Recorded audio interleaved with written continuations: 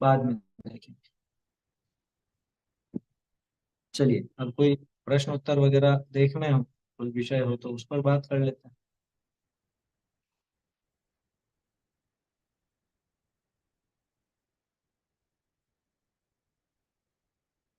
हम्म, बोलो।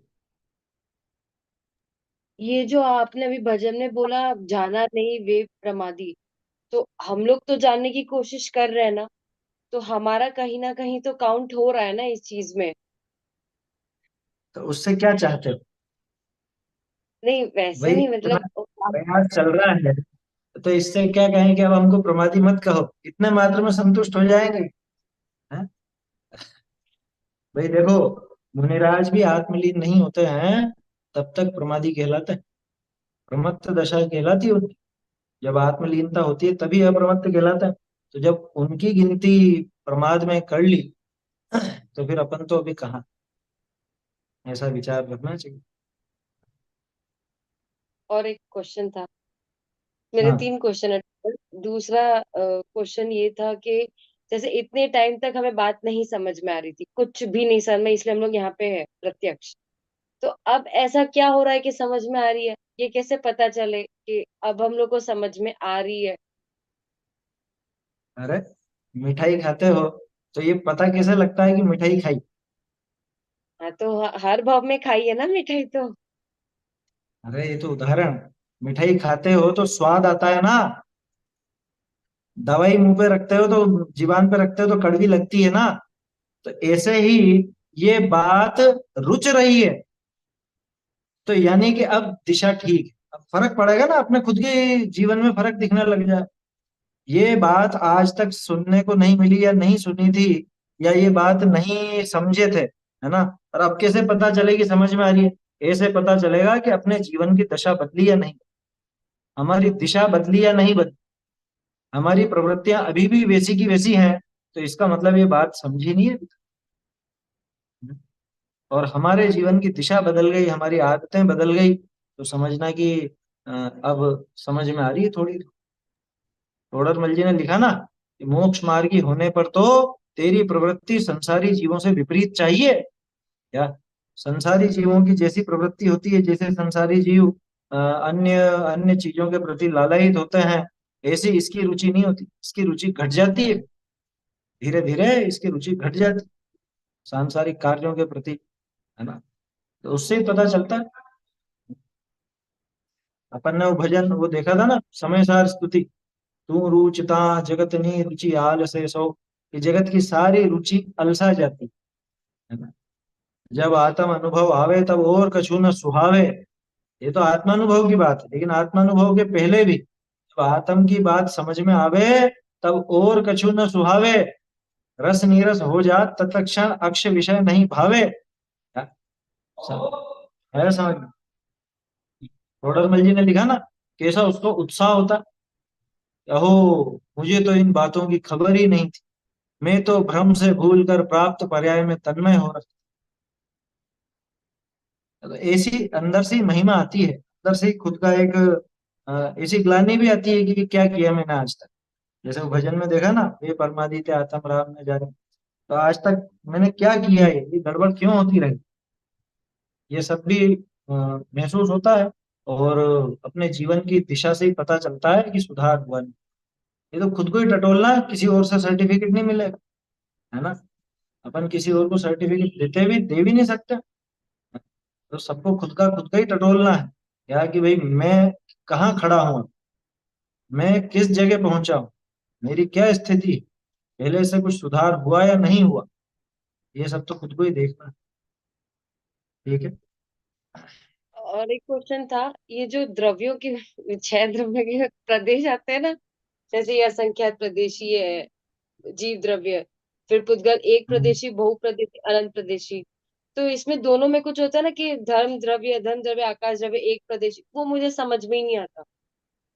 मतलब क्या, कैसे, कौन सी अपेक्षा, मतलब क्या बातें हो रही है वो मुझे पता ही नहीं चलता बिल्कुल।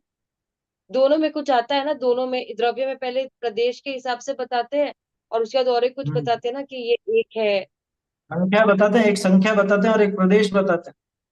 वो दोनों ही मुझे नहीं समझ में आते हैं। एक बार प्लीज उसमें समझा क्या है दीजिए। समझने का भाई, सीधा सा है। जीव कितने हैं? ये जीव अनंत है ये तो समझ में आता है ना। अनंत अनंत जीव है। अब उद्गल कितने होंगे? कि भाई जीव जितने हैं उससे अनंत गुना है, तो अनंत अनंत है पुद्गल। क्यों? क्योंकि जितने जीव हैं, संसारी जीव भी अनंत है, तो संसारी जीवों का शरीर भी है। और इतने शरीर है माने अनंत अनंत पुद्गल परमाणु हो गए। पुद्गल द्रव्य हो गए, स्कंद हो गए, परमाणु हो गए, तो पुद्गल अनंत अनंत। जीव अनंत, पुद्गल अनंत अनंत, ये तो समझ में आता है ना। अब धर्म अधर्म और आकाश, ये तीनों पूरे जगत में एक एक ही है। कोई दूसरा आकाश है नहीं, कोई दूसरा धर्म है नहीं, कोई दूसरा अधर्म है नहीं, है ना। धर्म अधर्म द्रव्य जो चलने में और रुकने में सहायक होते हैं की बात है, तो एक एक ही है पूरे विश्व में। और काल जो है वो लोक प्रमाण असंख्यात है। अब यहाँ पे लोक प्रमाण असंख्यात समझ लो। लोक प्रमाण असंख्यात का क्या मतलब? कि लोकाकाश के जितने प्रदेश हैं उतने ही कालाणु। क्यों? कि एक प्रदेश पे एक कालाणु, एक प्रदेश पे एक कालाणु, ठीक है ना। तो अब असंख्यात प्रदेश, असंख्यात कालाणु। कितने असंख्यात? कि लोक प्रमाण, यानी तीन लोक में जितने भी प्रदेश हैं आकाश के, उतने ही काल द्रव्य हैं। ये तो हो गई संख्या की बात। अब है आकार की बात। कि जीव अनंत है तो एक बात हो गई, लेकिन एक जीव कितना आकार घेरता है, कितने कितने प्रदेश घेरता है, कैसा आकार है उसका? कि प्रत्येक जीव असंख्य प्रदेशी, चाहे वो निगोदिया एकदम छोटा सा निगोदिया जीव हो, और चाहे वो डायनासोर जैसा बड़ा भारी हो, व्हेल मछली जैसा बड़ा हो, या आया समझ में। और भी जो ख्याल में आता हो, पुराणों में आता, भेरुंड पक्षी, हाथियों को भी उठा करके ले जाए ऐसा। बड़े बड़े बाज होते हैं ना, ऐसे होते हैं। तो इस तरह के पक्षी भी होते हैं, मछलियां भी होती हैं, बड़े बड़े जानवर भी होते हैं। तो वो चाहे जितने भी बड़े हों, चाहे कितने भी छोटे हों, वो सब असंख्य प्रदेशी, असंख्य प्रदेशी। और जीव में ऐसी ताकत है जो वो घट जाता है, बढ़ जाता है, मतलब आकार छोटा बड़ा हो जाए, लेकिन रहेगा असंख्य का असंख्य प्रदेश।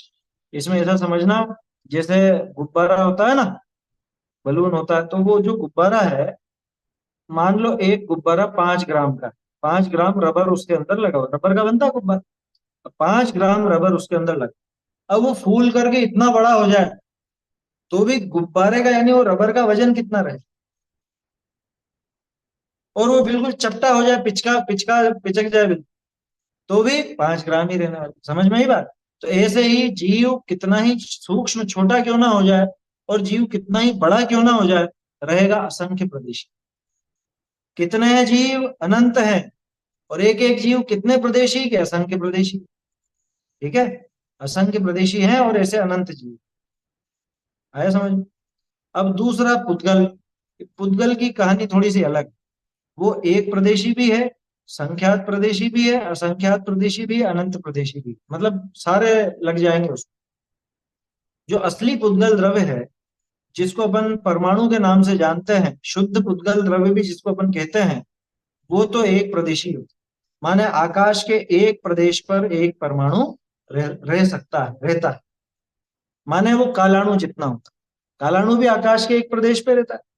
और पुद्गल द्रव्य का जो परमाणु है, असली पुद्गल है, वो भी एक प्रदेश पे रहता है। ठीक है। लेकिन पुद्गल में ऐसी सामर्थ्य है कि ये मिलजुल करके, यानी एक जैसे पुद्गल मिल करके स्कंध भी बना देते हैं। और वो स्कंद बिखरता भी है। नाम ही इसलिए पुद्गल है, पूरण गलन, है ना। पूरण भी होता है, गलन भी होता है। यानी दूसरे दूसरे पुद्गल परमाणु मिल करके स्कंद बन जाते हैं, और उन्हीं स्कंदों में से छूट छूट करके परमाणु भी बन जाते हैं। तो ऐसी उसमें विधि है, इसलिए कभी वो संख्यात प्रदेशी भी हो सकता है, असंख्य प्रदेशी भी हो सकता है, असंख्य प्रदेश हो जाता है। अरे अभी जैसे अपन असंख्य प्रदेशी, ठीक है ना। तो ये शरीर जो दिख रहा है, ये पुद्गल, ये पुद्गल स्कंद, ये भी तो असंख्य प्रदेशी हुआ ना। ये तो अपने आप असंख्य प्रदेशी हो ही गया ना।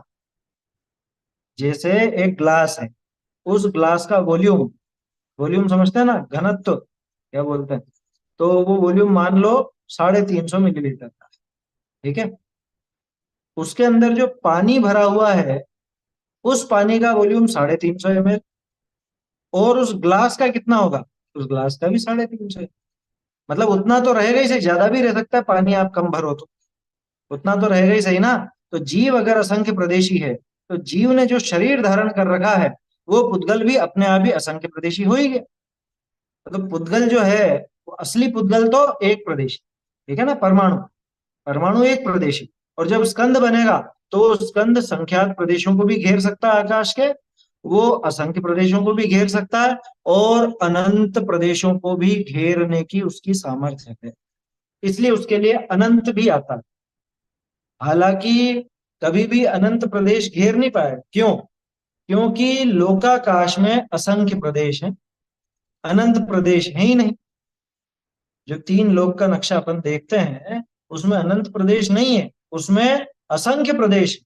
उसी को कहा जाता है लोक प्रमाण असंख्या। ध्यान रखना, आकाश के खुद के तो अनंत प्रदेश हैं, आकाश अनंत प्रदेशी है, लेकिन अपन बात कर रहे हैं लोकाकाश की।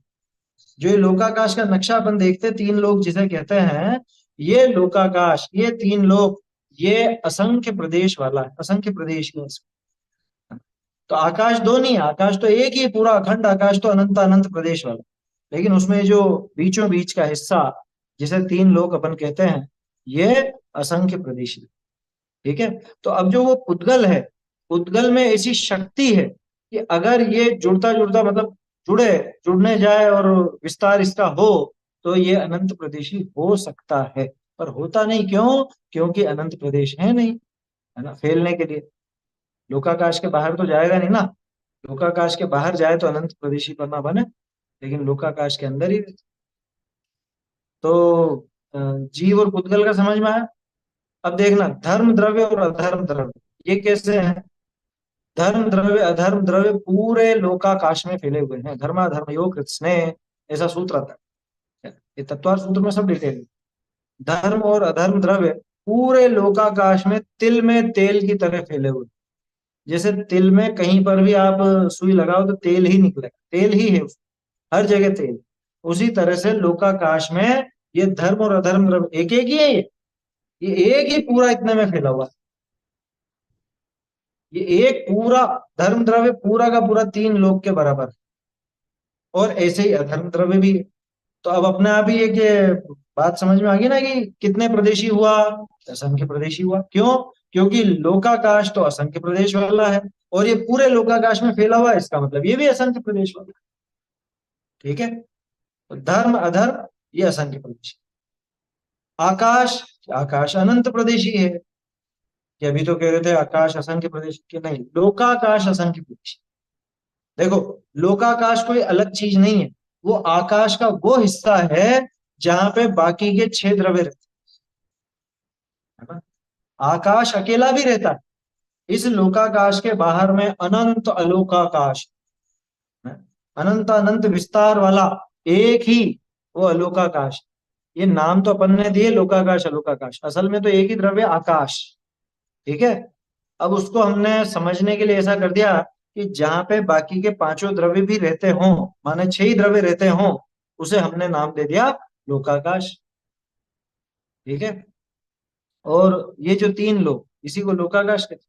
और इसके बाहर में जो कुछ भी है, उसका नाम हमने रख दिया अलोकाकाश। वास्तव में आकाश के दो भेद है ही नहीं, आकाश तो एक आकाश, अखंड आकाश, है ना, अखंड आकाश, उसके कोई खंड खंड भेद नहीं। समझने की दृष्टि से अपन उसी को, छह द्रव्यों की मौजूदगी जहां है उसे लोकाकाश, और जहां पे छह द्रव्य नहीं अकेला आकाश ही है, उसे अलोकाकाश कहते हैं। ठीक है। तो जीव पुद्गल धर्म धर्म आकाश, ये समझ में आ गया। और आ, काल, काल द्रव्य आ, कितना प्रदेशी, क्या हुआ? आकाश, आकाश असंख्य प्रदेशी हुआ ना फिर तो। अनंतानंत प्रदेशी, असंख्य क्यों हुआ? असंख्य प्रदेशी तो सिर्फ लोकाकाश जितना हिस्सा है ना। लोकाकाश जो है सिर्फ उतना उतना हिस्सा असंख्य प्रदेशी कहलाता है, इसके अलावा तो अनंत अनंत प्रदेश। अब काल द्रव्य कितना? काल द्रव्य एक प्रदेश, माने, अब देखो इसको ऐसे याद करना, छह द्रव्य हैं, है ना, छह द्रव्य में जीव, अकेला जीव ही है जो असंख्य प्रदेशी। ठीक है ना। धर्म और अधर्म, वो भी तो असंख्य है, लेकिन वो लोकाकाश प्रमाण असंख्य है ना। वो लोक प्रमाण असंख्य प्रदेशी, और जीव, जीव असंख्य प्रदेशी है। वो भी लोक प्रमाण असंख्यात हो जाता है जब समझ लीजिए क्या कहते हैं अपने, समुद्घात होता है। जब समुद्घात होता है, लोक पूर्ण समुद्घात, उसमें जीव भी वो लोकाकाश जितना हो जाता है। तो उस समय के लिए जीव, धर्म, अधर्म, ये तीनों एक जैसे हो, आकार की दृष्टि से बोल रहा हूँ, ध्यान रखना। एक जैसे हो जाते हैं मैंने वो ज्ञानवान हो जाते हैं, वैसा नहीं। इन तीनों का आकार एक जैसा हो जाता है जब कोई जीव लोक पूर्ण समुद्घात करता है। ठीक है, केवली समुद्घात कहते हैं, केवली समुद्घात का एक भेद है लोक पुराण। तो उस समय मात्र के लिए जीव लोक प्रमाण असंख्यात होता है, बाकी समय असंख्यात कहलाता है। ठीक है। धर्म और अधर्म ये दोनों असंख्यात प्रदेशी। अब देखना, काल द्रव्य और पुद्गल द्रव्य एक प्रदेशी है, शुद्ध पुद्गल द्रव्य। और स्कंद, वो तो संख्य, असंख्य, अनंत कुछ भी कह सकते हैं। और आकाश, आकाश अनंत अनंत प्रदेशी है। ये प्रदेशों की बात हो गई, और वो संख्या की बात थी पहले। जीव अनंत, पुद्गल अनंत अनंत, धर्म अधर्म आकाश एक एक, और काल द्रव्य लोक प्रमाण असंख्य। कंफ्यूजन होता होगा कि काल को लोक प्रमाण असंख्यात कहा या उसके प्रदेशों को कहा। वही सीधा सा हिसाब है। काल एक प्रदेशी है, और वो पूरे तीन लोक में ठसाठस भरे हुए हैं। तो सीधा सा गणित बैठ गया ना, कि जितने तीन लोक के प्रदेश होंगे उतने ही काल द्रव्य होंगे, क्योंकि एक एक प्रदेश पर एक एक वो कालाणु। समझ में ही बात। जैसे वो एक गेम आता था ना, वो कंचों का, कंचे होते हैं ना। हाँ? अब वो गेम होता, ब्रेन बीटा कहा जाता था उसको। अभी भी आता है, बच्चे खेलते हैं। अब मान लो उसमें छेद है, 50 छेद है मान लो। ठीक है ना। हालांकि एक खाली रखते हैं। मुझे ये बताओ, 50 छेद में कितने कंचे हैं? 50 छेद में 50 कंचे हैं। तो बस ऐसे ही जितने प्रदेश उतने काला, क्योंकि एक एक प्रदेश पर एक एक काला। तो असंख्य प्रदेश हैं लोकाकाश के, लोक प्रमाण असंख्यात हैं। तो कालाणु कितने हो गए? काल द्रव्य भी लोक प्रमाण असंख्यात हो गए। ये संख्या में हो, प्रदेश देखोगे तो एक एक काल द्रव्य का एक एक। ठीक है। तो स्पष्ट है, उसमें कोई ऐसी कठिनाई वाली बात है नहीं। अब वो तो दिमाग में कुछ ऐसा फंस जाए कोई बात पे कि असंख्य तो ये था या ये था, तो वहां पे फिर उलझ जाए। बाकी मैं सीधा है, दोनों में कोई ही ऐसी भी। कंफ्यूज हूँ। मैं दोनों में, ये प्रदेश क्यों बोल रहे हैं, एक क्यों बोल रहे हैं, मुझे लोक प्रमाण भी नहीं पता था। कुछ भी समझ में, बस ऐसे ही सुन लेती थी, पढ़ा भी कुछ तब भी नहीं समझ में आया पढ़ने के बाद। अभी आ गया समझ में? हाँ, है ना, ठीक है। आना चाहिए, समझ में आना चाहिए, और क्या। चलिए, है ना। और कोई प्रश्न हो किसी के तो पूछ सकते हैं, बीच में रेज हैंड थे दो तीन।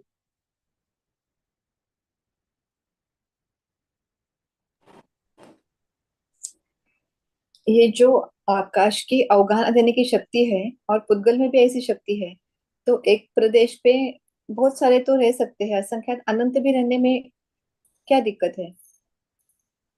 क्या चीज? पुद्गल। एक प्रदेश पे अनंत पुद्गल रह सकते हैं, कोई दिक्कत नहीं। मैंने तो ये कहा कि एक पुद्गल कम से कम एक प्रदेश घेरेगा।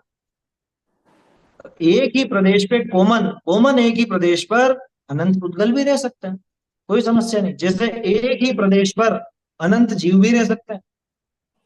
अरे ये अपनी उंगली का ऊपर का टिप, ठीक है, ये यहाँ मान लो एक प्रदेश, यहाँ 6 द्रव्य मौजूद, 6 द्रव्य मौजूद है, और जाने कितने जीव मौजूद है ना। समझ में ही बात। तो इसलिए एक प्रदेश पर अनंत द्रव्य रह सकते हैं, अनंत पुद्गल भी रह सकते हैं, कोई समस्या नहीं है उसमें। क्योंकि पुद्गलों में परस्पर में अवगाह देने की शक्ति है ना। ऐसे भी परमाणु तो वैसे ही बाधा नहीं देते हैं। स्कंद भी बहुत से ऐसे होते हैं जो एक दूसरे को बाधा नहीं देते, तरह तरह के स्कंद होते हैं ना। हम्म, जैसे कांच है, तो प्रकाश को बाधा नहीं दे, कांच के आर पार निकल जाएगा प्रकाश। दीवार है, वो बाधा देगी। है दोनों ही पुद्गल, और प्रकाश भी पुद्गल है। लेकिन कुछ पुद्गल ऐसे होते हैं जो आर पार हो जाते हैं, तरंगे होती है ना, ये मोबाइल की तरंगे वगैरह, ये रुकती कहाँ? ये अपने आर पार निकल जाती है, एक्स रे वो निकल जाती है आर पार। सब पुद्गल ही तो है। उसी जगह जब वो आर पार निकल रही है तो उसी जगह मौजूद है ना वो। जिस जगह शरीर है उसी जगह आत्मा, उसी जगह अन्य जीव भी है, उसी जगह से वो किरणें भी निकल रही हैं और चीजें भी आ रही हैं। ऐसा तो ठसा ठस एक ही प्रदेश पर वो सब रह सकते, कोई दिक्कत नहीं। एक प्रदेश पर और अनंत जीव आ सकते हैं, लेकिन एक जीव पूरा नहीं आएगा, हम्म, ये समझ लेना। क्या, एक प्रदेश पे अनंत जीव आ सकते हैं लेकिन एक जीव पूरा नहीं आएगा उस पर। फिर ऐसा कैसे? अरे सीधा सा है, देखो इसको ऐसे समझो कि आपने जैसे 100 पेज, ठीक है, 100 पेज हैं, उन 100 पेज को आपने पंच किया, समझ में ही बात? स्टेपल कर लिया, स्टेपलर से पिन लगा दी उस पर। अब ये बताओ एक ही पिन उन 100 पेजों में है या नहीं? उन 100 पेजों में एक ही पिन है ना, लेकिन क्या वो पेज पूरे उस पिन जितनी जगह में आ गए कि नहीं? नहीं है। तो वो कॉमन हो गया, उन सबके लिए कॉमन हो गया। वो जो पिन है, पिन जितना एरिया तो उन सबका कॉमन हो गया।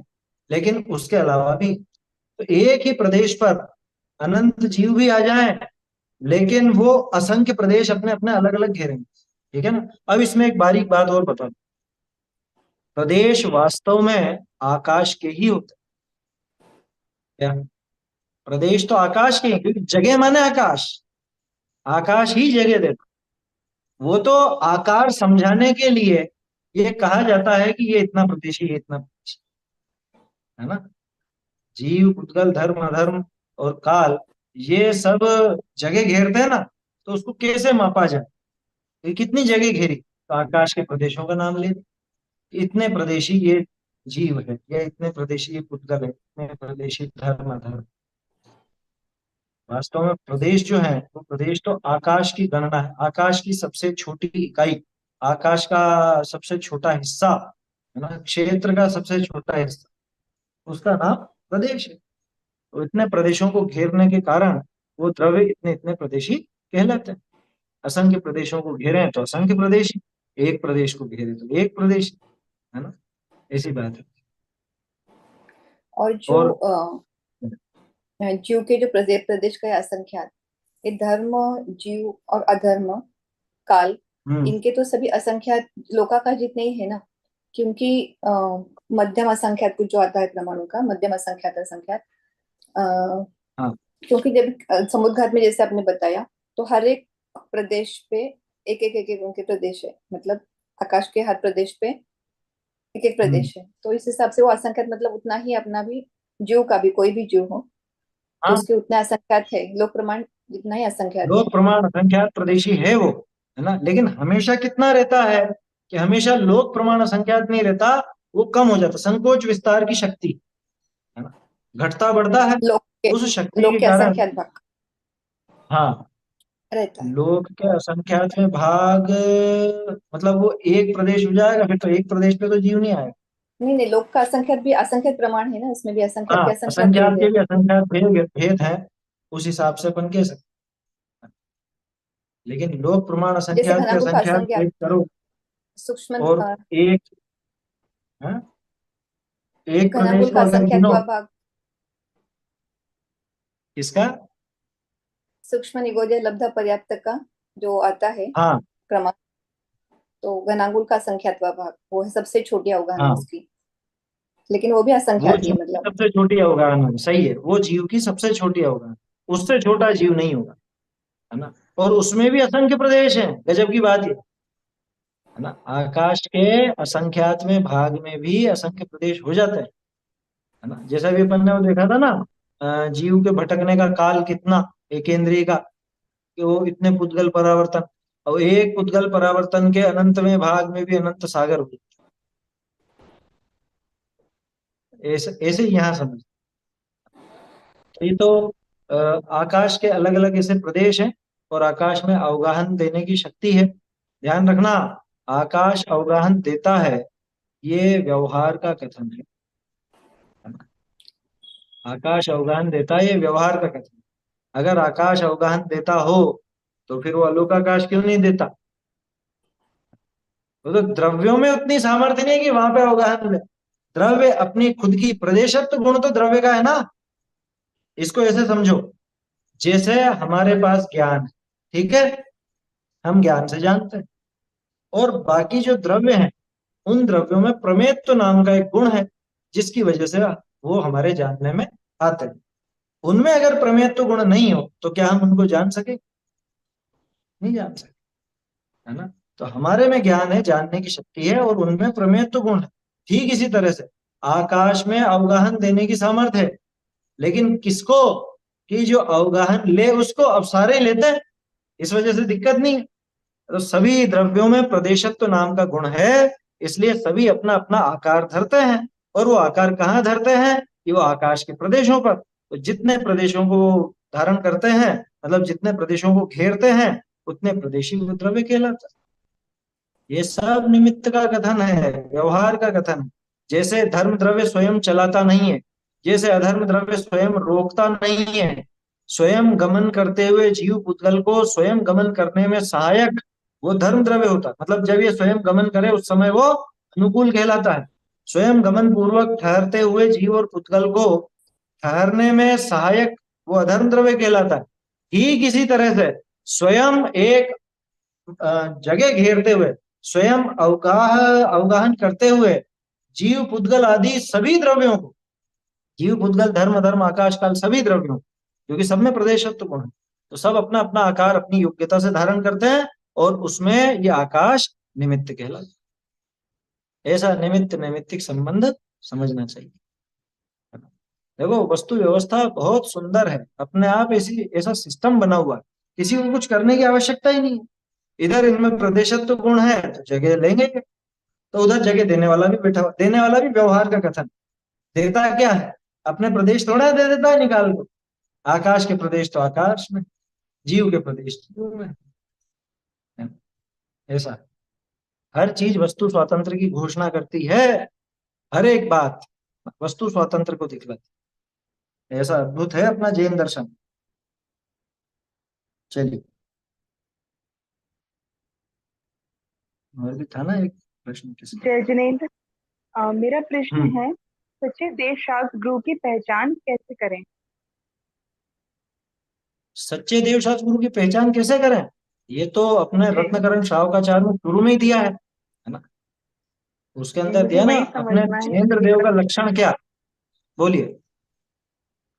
मुझे वही समझना है थोड़ा। देखो वो तो चर्चा काफी पहले भी निकल चुकी है, अभी फिर अपन संक्षेप में देखते हैं। सच्चे देव कौन है? कि जो वीतरागी हैं, जो सर्वज्ञ हैं, जो हितोपदेशी हैं, वही वास्तव में सच्चे देव। क्या? सच्चे देव का स्वरूप ये नहीं है कि वो हमको उनकी कृपा से बेटा बेटी हो जाएंगे, उनकी कृपा से जगत का कुछ काम हो जाएगा, व्यापार अच्छा चलने लगेगा, या कुछ और हो जाएगा। ये देव का लक्षण नहीं। इस तरह के सच्चे देव नहीं होते भाई। अपन तो बिल्कुल सीधे चलो, हम दुखी है ना, हम क्या चाहते हैं? हम सुख चाहते हैं। तो जो पूर्ण सुखी है वो ही देव है। बिल्कुल सीधी सी बात। हमें क्या चाहिए? हमें पूर्ण सुख चाहिए, तो पूर्ण सुखी जो है वो देव। पूर्ण सुख का मार्ग बताने वाली जो वाणी है वो जिनवाणी है, और पूर्ण सुख के मार्ग पर चलने वाले सच्चे गुरु, है ना। ये तो मैंने बिल्कुल सीधी भाषा में आपको बता दिया कि जिन्होंने अपने ज्ञान को पूर्ण विकसित कर लिया है, परिपूर्णता जिनके ज्ञान की हो चुकी है, और जिनके राग द्वेष पूरी तरह नष्ट हो गए हैं, इसलिए पूर्ण सुखी। राग द्वेष मोह ये पूरी तरह नष्ट हुए बिना कोई भी जीव सुखी नहीं हो सकता। और भगवान चूंकि इनके नाशक है, इनके इन सब का नाश कर दिया, इसलिए भगवान को अनंत सुख प्रकट। क्यों? क्योंकि सुख में बाधा डालते हैं राग द्वेष में। जीव दुखी होता है राग द्वेष मोह की वजह से, है ना। तो देव का लक्षण क्या? वीतरागी, सर्वज्ञ और हितोपदेश। वीतरागता जिनेन्द्र देव का लक्षण। जिनवाणी का यानी शास्त्र का लक्षण क्या? वीतरागता की पोषक ही जिनवाणी कहलाती है। आए समझ में? आप तो पज्ञ मनुल्लंघ्य मदृष्टेष्ट विरोधकम तत्वोपदेश कृत सार्वम शास्त्रम कापत घट्टनम, है ना। 9वां श्लोक है रत्नकरण शावकाचार्य।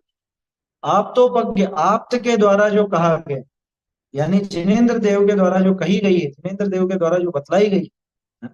अनुल्लंघ्य जिसका उल्लंघन नहीं किया जा सकता, माने जो गलत सिद्ध नहीं होती कहीं पर भी, जिसमें पूर्वा पर विरोध नहीं आता, अदृष्टेष्ट विरोधकम, जिसके अंदर प्रत्यक्ष से और अनुमान से कोई बाधा नहीं आती। दृष्ट बोलते हैं प्रत्यक्ष को, इष्ट बोलते हैं अनुमान को, है ना। तो जिसमें प्रत्यक्ष और अनुमान इनके द्वारा बाधा नहीं आती।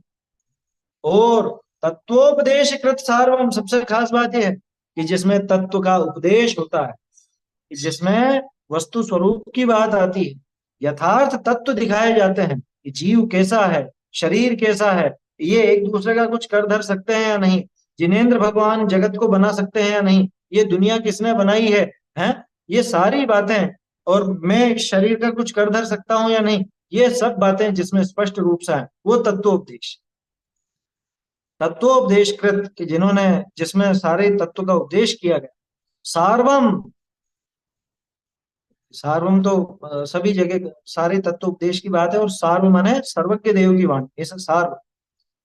और कैसे शास्त्र, शास्त्रम कापथ घट्टनम, जो खोटे मार्ग का घट्टन करने वाली है, खोटे मार्ग को नष्ट करने वाली, तो कुमार्ग का नाश करती है, और सुमार्ग सच्चा मार्ग जिनेन्द्र देव का मार्ग दिखाती है, ऐसी है जिनवाणी। और गुरु कैसे होता है? गुरु का स्वरूप भी आता है स्पष्ट। विषय आशा वशातीतो निरारंभो परिग्रह, ज्ञान ध्यान तपो रक्तस तपस्वी स प्रशस्यते। ये तो अमूल्य निधियां हैं अपनी। रत्नकरण श्रावकाचार्य जैसा ग्रंथ अपने को मिल गया, समंतभद्र स्वामी ने बहुत अच्छे से अपने को समझा दी एक एक चीज। विषयों की आशा नहीं जिनके, साम्य भाव धन रखते हैं, निज पर के हित साधन में जो इस दिन तत्पर, वो अलग चीज आगे, वो इसमें नहीं थी श्लोक। श्लोक में तो है विषय आशा वशाती, तो विषयों की आशा जिनके नहीं। जब इसका अर्थ अपन ने समझा था तब देखा था विषय और आशा दोनों से अतीत है ना। विषय और आशा दोनों ही नहीं, क्या मतलब? पांच इंद्रिय के विषय भोग भी जिनको नहीं सुहाते, पांच इंद्रिय के विषयों को भी जिन्होंने जीत लिया, और आशा, आशा माने कषाय, तो कषायों को भी जिन्होंने जीता। पांच इंद्रियों के विषयों को नहीं चाहते, अरे गर्मी बहुत है पंखा चला दो, ऐसा नहीं चाहते। सर्दी बहुत है कोई आग लगा दो, ऐसा नहीं चाहते। कुछ अच्छा मीठा मीठा खाने को मिल जाए, पकवान खाने को मिल जाए, ऐसा नहीं चाहते। सुगंध नहीं चाहते, दुर्गंध नहीं चाहते। सुख दुख बैरी बंधु वर्ग में, कांच कनक में समता हो, वन उपवन प्रासाद कुटी में, नहीं खेद नहीं ममता हो। ये तो अपनी भावना है, लेकिन मुनिराज के तो यही चलता है। अरे मित्र महल मसान, कंचन काच, निंदन थुतिकरण, अर्घावतारण हसी प्रहारण, मैं सदा समता धन। निरंतर समभावी जिनका रहता है, ऐसे विषयों की, विषय और आशा, आशा माने कषाय, विषय और आशा के वश से जो अतीत है, यानी विषयों की आशा से पार हो चुके, विषय और आशा से पार हो चुके, और कैसे रहते हैं? ज्ञान ध्यान तपो रखता, ज्ञान और ध्यान में ही लीन रहते। एक चीज रह गई, निरारंभो परिग्रह, कि जिनके कोई आरंभ नहीं होता, जिनके कोई परिग्रह नहीं होता। आरंभ परिग्रह किसे कहते हैं? देखो परिग्रह तो सब जानते हैं, जो कुछ भी वस्तु अपने पास है ना, ये कपड़े हैं, सोना चांदी है, रुपए पैसे हैं, मकान है, गाड़ी है, दुकान है ना, ये सब परिग्रह। और परिग्रह के रख रखाव में होने वाली हिंसा को आरंभी हिंसा कहा जाता है। परिग्रह के साथ जब आरंभ शब्द लगे ना, तो यहाँ पे आरंभ माने परिग्रह का रख रखाव वाली क्रिया, और उसमें जो हिंसा होती है वो सब आरंभ चाहिए। जैसे बर्तन है वो परिग्रह, और बर्तन धोने का जो काम है वो आरंभी क्रिया, उसमें जो हिंसा हो रही है वो आरंभी हिंसा। ठीक है। मकान है वो परिग्रह, मकान के रख रखाव में अपन कुछ काम करते हैं, जैसे समझ लो रंगाई करेंगे, पुताई करेंगे, धोएंगे, झाड़ू वाड़ू निकालेंगे, ये सब काम होगा। तो ये सब क्रियाएं कहलाती है आरंभिक क्रिया, और इसमें जो हिंसा होती है वो होती है आरंभिक हिंसा। क्योंकि परिग्रह बिना हिंसा के बनता नहीं, परिग्रह के रखरखाव में भी हिंसा होती है। इसलिए मुनिराज अहिंसा महाव्रत के पालन के लिए निरारंभो परिग्रह, न तो उनके पास कोई परिग्रह होता है, न उस परिग्रह की रखरखाव वाली क्रियाएं होती।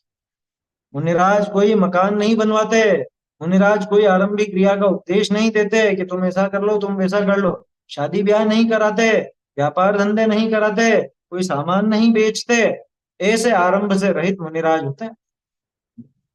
आए समझ में? टोने टोटके नहीं बताते, बच्चे बच्चियों के नाम नहीं रखते, बर्थडे नहीं मनाते, नहीं मनवाते, दुकानों का उद्घाटन नहीं करते, ये सब आरंभिक क्रिया है। व्यापार का उपदेश नहीं देते, शादी ब्याह का उपदेश नहीं देते। मुनिराज उपदेश देते हैं तो एकमात्र मोक्ष मार्ग का। मुनिराज उद्घाटन करते हैं तो मोक्ष मार्ग, स्वयं गमन करते हैं तो मोक्ष मार्ग। आया समझ में? ये क्रियाएं होती है, मोक्ष मार्ग की क्रियाएं होती हैं, आरंभिक क्रियाएं नहीं होती मुनिराज की। और परिग्रह से तो सर्वथा रहित होते, कोई परिग्रह नहीं होता उनके। आया समझ में? किसी भी तरह का परिग्रह नहीं होता, कपड़े लत्ते नहीं होते, जूते चप्पल नहीं होते, हैं, दुकानें नहीं होती, पैसा नहीं होता। वस्तुओं के नाम पर मात्र दो चीजें, कौन सी? एक तो पीछी, जो कि संयम का उपकरण है, जीव दया के लिए रखते हैं। और दूसरा वो जो कमंडल है, वो शुद्धि के लिए, क्योंकि अगर शारीरिक शुद्धि मतलब शौच आदि जाते हैं, मल मूत्र का त्याग करते हैं, तो उसकी शुद्धि के लिए वो कमंडल चाहिए रहता है। पानी से हाथ वाथ धोना है, शरीर साफ करना, थोड़ा उतना मात्र, नहाने के लिए नहीं होता, जानवरों को पिलाने के लिए नहीं होता। आया समझ में? कि प्यास लगे तब पानी पी ले या दूसरों को पिला दे, उसके लिए नहीं होता। वो सफाई का उपकरण, शुद्धि का उपकरण है वो कमंडलू, है ना। और संयम का उपकरण है वो पीछी। तो अहिंसा और संयम की सिद्धि के लिए जीव, अहिंसा और शरीर की शुद्धि के लिए। शरीर की शुद्धि क्यों जरूरी है? जब शरीर से राग नहीं है तो वही फिर जिनवाणी वगैरह का अभ्यास करेंगे, कभी मंदिर में जाएंगे तो ऐसे गंदे तो नहीं जाएंगे ना, इसलिए। तो वो शुद्धि और इसका उपकरण, ये दो ही वस्तुएं रहती हैं। तीसरा ज्ञान का उपकरण शास्त्र भी कहलाता है, लेकिन शास्त्र इधर से उधर लेकर के नहीं जाते, जहां पढ़ते हैं वहीं पर रख जाते हैं, जहां लिया जिससे लिया वहीं छोड़ जाते हैं। शास्त्र पुराणों में है खूब कहानी वैसे। अरे और प्रैक्टिकल बात भी यही है ना, कहाँ रखें? हाथ तो दो ही है, एक हाथ में पीछे, एक हाथ में कमंडल, कैसे लेंगे? तीसरी चीज कहाँ रखें? कोई कपड़ा तो है नहीं, जेब तो है नहीं जो उसमें रख लेंगे, बैग तो है नहीं जो उसमें रख लेंगे, ऐसा तो नहीं होता है। तो ऐसे महान मुनिराज हमारे होते हैं, ज्ञान ध्यान तपो रखता, ज्ञान ध्यान और तप में ही लीन रहते हैं, फालतू की बातें नहीं करते हैं कभी भी। क्या कि अच्छा तुम कौन से गांव से हो, तुम वहां क्या करते हो, तुम्हारे बच्चे बच्ची कैसे हैं, और वहां उन सेठ जी को जानते हो क्या, वो हमारे परिचित हैं, ऐसी बातें नहीं करते। ये तो अपने जैसे गृहस्थ लोग ऐसी बातों में फंसते हैं। मुनिराज इन बातों से दूर ही रहा करते, है ना। वो तो बिल्कुल इस जगत में रहते हुए भी जगत से बिल्कुल न्यारे ही रहते हैं, ज्ञान ध्यान और तप में ही लीन रहते हैं, उनको और कोई काम सूझता ही नहीं। सूझे भी कैसे? अपना जो भावलिंग है, भावलिंग माने तीन कषाय चौकड़ी का भाव, उसको बनाए रखने के लिए हर अंतर मुहूर्त में तो आत्मा में लीन होता है। तो जब हर अंतर मुहूर्त में आत्मा में लीन होना है, तो दुनिया भर की बातों की फुर्सत है क्या उनको? उनको नहीं होती। तब जाके पंच परमेष्ठी कहलाते हैं, तब जाके उत्तम कहलाते हैं, मंगल कहलाते हैं, शरण कहलाते हैं। है समझ? ऐसे ही थोड़ी ना कि कुछ भी ऐसे कोई कोरे नग्न हो गए उतने मात्र से मुनिराज नहीं कहलाते, है ना। नग्नता अकेले से मुनि बना नहीं आती। ये देखे ना अभी अपन, विषयाशा वशातीतो निरारंभो परिग्रह ज्ञान ध्यान तपो रखता तपस्वी स प्रशस्यते। ऐसे तपस्वी प्रशंसनीय होता है। समझ में? 28 मूल गुणों का निरतिचार पालन करते हैं, ऐसे होते हैं। तो ये देव शास्त्र गुरु का संक्षेप में स्वरूप है। विस्तार से तो काफी विस्तार है वैसे इसके अंदर, रत्नकरण शाहुकाचार्य आप पढ़िए, उसके अंदर शुरू से ही दिया है, चौथे श्लोक से 30वें श्लोक से वो चालू है ये प्रकरण, 10वें श्लोक तक ये बताया है। और कैसी उनकी क्रिया होती है, कैसी चर्या होती है, ये सब चीजें उसके अंदर आ जाती हैं। समझने लायक है। देखो, और ये प्रश्न तो होना ही चाहिए कि देवशास्त्र गुरु कैसे हैं, क्या उनका स्वरूप है। अगर उनका स्वरूप नहीं जाना, उनके स्वरूप के बारे में समझने का प्रयास नहीं किया, तो फिर किस बात के जैन? आप जय जिनेन्द्र करते हो, लेकिन अगर जिनेन्द्र का स्वरूप भी पता नहीं हो, तो फिर जय जिनेन्द्र का क्या मतलब? फिर तो जय महेंद्र करो तो भी वही अर्थ है। जय जिनेन्द्र बोलो या जय महेंद्र, उसको तो ना जिनेन्द्र का अर्थ पता ना महेंद्र का अर्थ है। समझ? नमो और हंताणम बोलता है और अनंत देव का स्वरूप मालूम नहीं है, तो नमो और हंताणम बोले या नमो गृहस्थाणम बोले, क्या फर्क पड़ता है? स्वरूप तो पता ही नहीं है उसको, क्या अर्थ निकाले? इसलिए देवशास्त्र गुरु का स्वरूप तो समझना ही चाहिए प्रत्येक जीव को। और अच्छा करा आपने, कभी झिझकना नहीं कि अरे हमको तो ये भी नहीं मालूम, लोग क्या सोचेंगे, कभी नहीं झिझकना। हमें नहीं मालूम इसीलिए तो पूछ रहे हैं, पूछना ही चाहिए, है ना। देव शास्त्र गुरु का स्वरूप कैसा होता है, जब उनको दर्शन करें तो वो स्वरूप ख्याल में आना चाहिए, है ना। उनकी पूजा करते हैं तो उस समय वो स्वरूप ख्याल में आना चाहिए। संक्षेप में तो अभी इतना ही बता सकते हैं अपन, बाकी विस्तार तो बहुत है। सच्चे देव के कैसे कैसे गुण होते हैं, दोषों से रहित होते हैं, 18 दोष जिनके नहीं होते, है ना। और वीतराग सर्वगीतोपदेशी बना, वो तो बताया ही है अभी मैंने। तो ये सारे लक्षण हैं, इन लक्षणों से पहचान करना चाहिए। और डिटेल तो ग्रंथों में बहुत है, वहां से जानना चाहिए। रत्नकरण श्रावकाचार में स्पष्ट दिया, और भी ग्रंथों में आपको मिल जाएंगे। देव शास्त्र गुरु का स्वरूप, गुरु का स्वरूप अच्छे से समझना है तो मूलाचार पढ़िए, मुनिराज कैसे होते हैं, ये पूरा वर्णन तो उसमें है ना। दो बातें और कहना चाहता हूँ, ये एकदम ध्यान आ गई मुनिराज के स्वरूप से बात। जो वो पुस्तक का प्रकाशन होना था, प्रकाशित होने गई है, और 5-7 दिन के अंदर प्रकाशित होकर के तैयार हो जाएगी। तो वो जो ग्रुप बनाया गया था, जिसमें बहुत से लोगों ने सहायता राशि भी दी है, तो आपको अपने लिए कितनी कितनी पुस्तकें चाहिए वो ग्रुप पर लिख दीजिए। मैं एक मैसेज भी डाल दूंगा, कितनी पुस्तकें चाहिए और पता, एड्रेस क्या है, वो भी बता दीजिएगा, तो पुस्तकें आपके पास पहुंच जाएगी। एक बात और वो पहले ही कह देनी चाहिए थी, अभी समय हो रहा है। अष्टानी का पर्व चालू हो गए हैं, है ना। आज से अष्टानी का लग गई है, अष्टमी है ना आज। और आषाढ़ की अष्टानिका से आम खाना बंद कर देना चाहिए। वैसे अष्टानिका में तो अब हरी, बहुत से लोग हरी नहीं खाएं, लेकिन इसके बाद अब आम छोड़ ही देना चाहिए, क्योंकि बारिश का मौसम चालू होने पर आम जैसे फलों में अंदर जीव पैदा होने लग जाते हैं, इल्लियां पैदा होने लग। श्वेतांबर भाइयों में तो ऐसा चलता है, वो अष्टानी का सही आज से ही वो आषाढ़ लग गया, बारिश का मौसम चालू हुआ और तभी से बंद कर। तो अपन कम से कम ये अष्टानिका से तो कर दें। ऐसा बहानेबाजी मत करना कि नहीं नहीं हम देख के खा लेंगे। अरे तुम तो देख के खा लोगे, लेकिन जिस आम को बंधारोगे या जिसका छिलका उतारोगे, वो जीव तो मरने ही वाला है, वो तो मरेगा ही मरेगा। इसलिए थोड़ा सा जीवान की लिप्सा हटाना।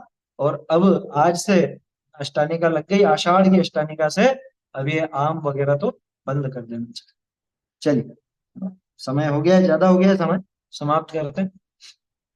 चैतन्य का स्मरण प्रतिक्षण ही करो रे, भव के अनंत दुख को क्षण में हरो रे, अक्षय अनंत निज सौख्य निधान पाओ, गाओ अरे नित इसी के गीत गाओ, निज निधि निज में बताई यह अनंत उपकार है, इसके लिए जिनवाणी